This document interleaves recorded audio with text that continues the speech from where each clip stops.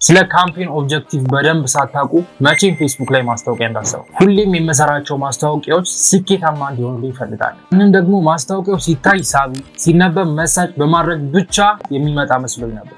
ካምፔኑን ትቼ ሰዎች የማዩት ማስታወቂያ ወይም አዱ ላይ ፎከስ አድርግ ነበር። ነገር ግን አንድ ግራ የገባው ክላይንት ነው ለምንድን ነው ማስታወቂያው ውጤት እያስገኘ ያልሆነው ብሎ ይጠይቀኝ። ለኔም በዛን ጊዜ ያልተመለሰልኝ ጥያቄ ነበር።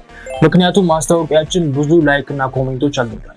ኢቭን ወደ 300 የሚጠጉ ሰዎች ኢንቦክስ አድርገውናል። ግን ከዛ ውስጥ የተወሰኑት ብቻ ነበር ፕሮዳክቱን እየገዙ የነበሩት። የዚህን የክላይንቲን ጥያቄ መልስ ለማግኘት እስከ ሌሊቱ 9 ሰዓት ድረስ ነገሮችን እንዳዲስ ሳይቆዩ አንድ ነገር አገኘሁ። ለካ ከመጀመሪያው ካምፔን ኦብጀክቲቭ ላይ ተሳስቼ ነበር። ብዙውን ጊዜ ኢንጌጅመንት ወይ ደግሞ ትራፊክ ማድረግ የሚሰራ ይመስላል።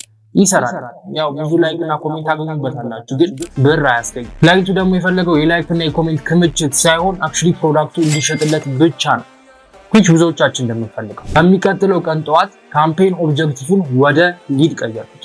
በሳምንት ውስጥ አግኝተን የነበረውን ውጤት በአንድ ቀን ማግኘት ቻለ። ትክክለኛ ገዢዎች መምጣት ጀመሩ። ስለዚህ እናንተ ማስታወቂያ ሰርታችሁ ወይም ማሰርታችሁ ውጤታማ አልሆን ካላችሁ ከመጀመሪያው ካምፔን ኦብጀክቲቭን ተመልከቱ። ካስተመር የምትፈልጉ ከሆነ ሊድ ወይም ሴልስ ብቻ ማድረግ በቂ ነው። አለበለዚያ ቺፕ ሜትሪክስ ወደሚባለው ወጥመድ ውስጥ ትወድቃላችሁ። ቴንክ ዩ